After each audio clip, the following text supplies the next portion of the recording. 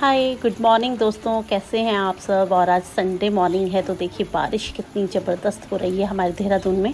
तो चलिए बात कर रहे हैं बारिशों की। तो फिर जो गार्डन है उसमें तो रेन लिली की बहार है। तो ये मॉनसून के ही फूल होते हैं दोस्तों। और बारिशों में जब और फूल हमारे पास नहीं होते गार्डन में तो लिलीज़ होती हैं। लिलीज़ में वाटर लिलीज़ हो गई, रेन लिली हो गई, इस तरह के जो फूल हैं इस टाइम इनकी बहार है। तो चलिए बात करते हैं आज रेन लिली की। तो रेन लिली में देखिए दोस्तों कितनी ज़्यादा ब्लूमिंग हो रही है और अक्सर मैं आपको अपने शॉर्ट्स में इनको दिखाती रहती हूँ। तो आज डिटेल वीडियो करेंगे। कई भाई बहनों ने कुछ क्वेरीज़ की हैं कि हमारी रेन लिली में फ्लावर नहीं आ रहे हैं या फिर ब्लूमिंग कम है। तो चलिए फिर इन्हीं क्वेश्चंस के थोड़े से आंसर्स जानते हैं। कुछ टिप्स एंड ट्रिक्स हैं वो आपको बताती हूँ कि मैं अपना एक्सपीरियंस आपको बताती हूँ दोस्तों। मैं कोई बहुत बड़ी गार्डनर नहीं हूँ, लेकिन जितना मुझे आता है या जो मैं करती हूँ अपने गार्डन में वो सिर्फ आपको बताती रहती हूँ। तो चलिए फिर बात करते हैं रेन लिलीज़ की। तो दोस्तों आपको दिखाने के लिए मैंने थोड़ा नीचे रख दिए हैं जिससे कि अच्छे से मैं आपको इनकी ब्लूमिंग को दिखा सकूँ और हम इनको एंजॉय करें। तो दोस्तों सच बताऊँ वीडियो में पता नहीं ये इतने अच्छे आ रहे हैं या नहीं आ रहे हैं, लेकिन वैसे इनको देख कर ना पूरा स्ट्रेस रिलीज़ हो गया मेरा तो। और जो एक पूरे साल की हमें इंतज़ार रहता है ना इन गमलों को देख के कि कब आएंगे फूल कब आएंगे, तो वो इन्होंने इतना ज़्यादा खिलकर पूरा मेरा इंतज़ार ख़त्म कर दिया है। और मुझे सच मानो बहुत खुशी हो रही है इनको देखकर। तो चलिए बात कर रहे हैं रेन लिली की। तो दोस्तों रेन लिली जो है ये बहुत सारे कलर्स में आती है। तो देसी वाली की बात कर रही हूँ, ये देसी वाली है। आमतौर पर जो हमारे पार्क में, सड़कों के किनारे, गार्डन में आपने इनको देखा होगा अक्सर। और ये एक बहुत ही नेग्लेक्टेड फ्लावर होता है हमारे यहाँ, क्योंकि हम इसको एक बार लगा देते हैं और भूल जाते हैं। और इतने हार्डी होते हैं ये, कभी मरते नहीं हैं। आप इनमें अगर पानी देना भूल भी जाएं तब भी ये आपको अपनी मॉनसून में फिर दोबारा से प्रेजेंस दे देते हैं। तो बहुत ही अच्छे फूल हैं दोस्तों। अगर आपका बहुत बड़ा गार्डन है या बहुत छोटा भी है और आप मेंटेन नहीं कर पाते हैं तो आप इन फ्लावर्स को ज़रूर लगाएं अपने गार्डन में। तो दोस्तों ये जो बल्ब्स होते हैं ये आपको मार्च अप्रैल में नर्सरीज़ में आराम से मिल जाएंगे। जिन भाई बहनों के पास नहीं है या ये कलर नहीं है उनको आप मिल जाएंगे। और अगर आजकल आप नर्सरी जा रहे हैं तो आजकल आपको ये खिले हुए मिलेंगे। तो आप इसकी वैरायटी और इसके कलर्स देखकर इनको ला सकते हैं घर में और अपना कलेक्शन को बढ़ा सकते हैं। तो सबसे पहले बताऊंगी आपको, ये मार्च अप्रैल में लगाइए। और इनको सॉइल मिक्स कैसा चाहिए, तो इनको वेल ड्रेनिंग सॉइल मिक्स चाहिए, जैसे कि हर बल्ब्स को चाहिए। वेल ड्रेनिंग इसलिए बोलते हैं दोस्तों कि जैसे बारिशों के ये फूल हैं और बारिशें कई बार हमारे यहाँ 3-3, 4-4 दिन लगातार पड़ती रहती हैं। तो उससे क्या होता है कि हम गार्डन में जा नहीं पाते बारिश के कारण। और इन पर लगातार बारिश के कारण फूल तो खिलते हैं, लेकिन क्या होता है कि कई बार इनके गमलों में पानी खड़ा रह जाता है। तो अगर वेल ड्रेनिंग सॉइल होगी तो वो पानी ऊपर से पड़कर नीचे से निकल जाएगा और आपके गमले में पानी नहीं भरेगा।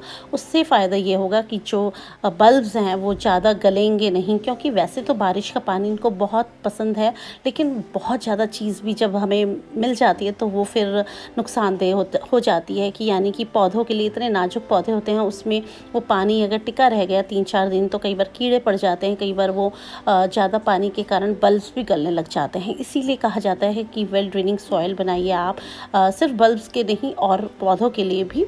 और इसमें जो हम लेंगे, मिट्टी लेंगे अपने गार्डन वाली जो होती है आमतौर पर, और उसमें आप जैसे 70-30 का रेशियो रख लीजिए।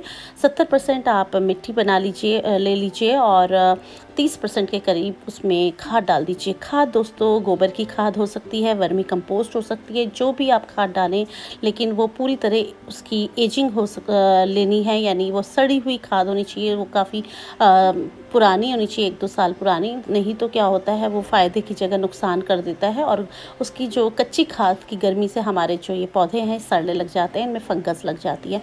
इसीलिए आपको सड़े हुए गोबर की खाद लेनी है या वर्मी कंपोस्ट लेनी है। उन दोनों का अच्छे से मिश्रण बनाइए। और जो मिट्टी होती है दोस्तों वो चिकनी मिट्टी ना हो। अगर आपके यहाँ की गार्डन की थोड़ी चिकनी मिट्टी है तो आप उसमें रेत की मात्रा को मिला सकते हैं। तो रेत मिलाने से फ़ायदा ये होगा कि आपकी मिट्टी जो है भुरभुरी बन जाएगी और बहुत अच्छा रहेगा, वेल ड्रेनिंग सॉइल बन जाएगी। आपको गमला लेना है, गमले के ऊपर जो ड्रेनेज होल्स हैं वो 3-4 होने चाहिए। अगर एक भी है तो उस पर आप गित्तक लगा दीजिए और मिट्टी को भर दीजिए। हाफ गमला भर कर इस पर अपने जो बल्ब्स हैं उनको सेट कर लीजिए और ऊपर से थोड़ी सी मिट्टी डाल दीजिए। इस तरह के जो बल्ब्स हैं उनको लगाया जाता है। उसके बाद दोस्तों जब वो स्प्राउट्स हो जाएं तब आप उसमें मिट्टी और भर दीजिए, यानी गमले को ऊपर तक फिल कर दीजिए। उसका फ़ायदा ये होगा कि आपको जब बारिश का पानी इन पर पड़ेगा तो आपके गमले में वो 1-2 इंच की भी जगह नहीं होगी, तो वो क्या होगा कि पानी खड़ा नहीं रहेगा और वो बाहर निकल जाएगा। तो इस तरह से आप इनको लगाइए दोस्तों, और ये मार्च अप्रैल के महीने में आप इनको नर्सरी से लाकर लगा सकते हैं, क्योंकि अगर आप बरसात से पहले इनको लगा लेंगे तो ये मानसून में या बरसातों में आपको फूल देंगे, जैसे कि आजकल। तो दोस्तों जैसे ही लास्ट होता है जून, हमारे यहाँ बारिश शुरू हो जाती है, तो जैसे ही बारिश की बूंदें इन पर पड़ती हैं ये अपने आप ही खिलने लग जाते हैं। तो दोस्तों जो देसी वाली वैरायटी जैसे ये है, इसमें वाइट कलर आता है, येलो कलर आता है और पिंक कलर आता है। तो मेरा ऐसा अनुभव है कि पिंक कलर के जो फ्लावर्स हैं सबसे पहले खिलते हैं और फिर ये वाले जुलाई अगस्त में खिलते हैं। तो देखिए कितनी ज़्यादा इनकी बहार है। तो दोस्तों कई बार क्या होता है कि हमारे रेन लिली में फ्लावर्स नहीं आ रहे हैं या कम आ रहे हैं, तो उसका जो रीज़न है वो ये है कि हम इनको हर साल रिपोर्ट ना करें, यानी इनको रूट बॉन्ड होने दें। ये मल्टीप्लाई होते रहेंगे। इस ट्रे में मैंने लगा रखे हैं और जब 2-3 साल में आपकी गमला पूरी तरह से बल्ब से भर जाएगा तो वो इस तरह की ब्लूमिंग देगा, मतलब बहुत अनगिनत फूल देगा। तो क्या होता है कि जब वो छिद्दे लगे रहते हैं या 2-4 ही बल्ब्स होंगे हमारे गमले में तो फूल भी नेचुरली कम आएंगे। लेकिन ये जो रेन लिली है ये रूट बॉन्ड होना पसंद करती है और तभी इसके जो फूल हैं बहुत अच्छा रिजल्ट हमें मिलता है। तो 2-3 साल बाद ही आप इनको रिपोर्ट करिए, जब आपकी गमला पूरी तरह से भर जाए या आपको उसको मल्टीप्लाई करना हो, तब इनको आप मार्च अप्रैल में खाली कर ट्रे को पलट कर फिर आप इनको और गमले इनके बना सकते हैं। लेकिन ज़्यादा आप 2-3 साल से पहले इनको बिल्कुल ना करें, जिससे कि ये पूरी तरह से गमला बल्ब से भर जाए। और ये वाला आप देखिए, ये है येलो कलर। तो येलो कलर वाले फूल हैं जो छोटे होते हैं दोस्तों अक्सर, और इसके जो सीड पॉट्स बनते हैं देखिए इस तरह के ग्रीन कलर के आप देख रहे होंगे। तो इनको भी आप सीड पॉट्स निकालने की जल्दी बिल्कुल ना करें। जब आपका सीड पॉट फट जाए, देखिए जैसे ऐसे, तो बिल्कुल कलौंजी के दाने की तरह, जैसे होता है कलौंजी के दाने, उस तरह के कुछ बीज बन जाते हैं। तो आप इन सीड से भी इनको ग्रो कर सकते हैं। पहले साल में जो बनेंगे स्प्राउट्स होंगे वो थोड़े नाजुक होंगे और अगले साल इनमें ब्लूमिंग आएगी। तो आप इसको सीड से भी ग्रो कर सकते हैं। और वाइट वाले जो मेरे रेन लिली हैं उनमें मैंने कभी भी सीड्स नहीं देखे हैं और सिर्फ येलो वाली में ही देखे हैं, ना मैंने पिंक वाली में देखे। तो कुछ वेराइटीज़ होती हैं जिसमें सीड्स लगते हैं, कुछ वेराइटी को हम बल्ब से ग्रो कर सकते हैं। तो इस तरह के इसके सीड्स होते हैं, आप इनसे भी इनको ग्रो कर सकते हैं, या किसी आपको फ्रेंड के यहाँ मिल जाएँ तो थोड़े से सीड्स लाके इनको आप ट्राई कर सकते हैं।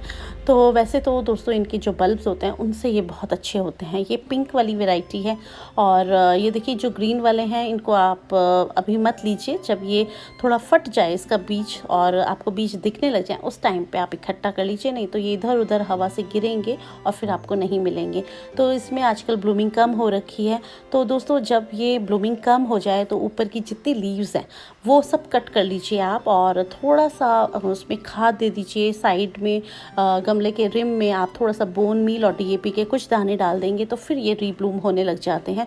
तो ये जून से लेके सितंबर तक ये बहुत अच्छी ब्लूमिंग करते हैं। जैसे कि अगस्त चल रहा है, मिड अगस्त है, तो दोस्तों ये तो बिल्कुल पीक टाइम है इसका, क्योंकि बारिशें लगातार बनी हुई हैं और बारिश के पानी में नाइट्रोजन जो होता है उससे ये बहुत ही अच्छे ब्लूम करते हैं, इसीलिए इसका नाम रेन लिली है। तो दोस्तों इस वाली जो वाइट वाली वैरायटी है इसमें मैंने कभी सीड्स नहीं देखे हैं, मतलब अपने घर में, और जो येलो वाली वैरायटी है उसी में सीड्स आते हैं।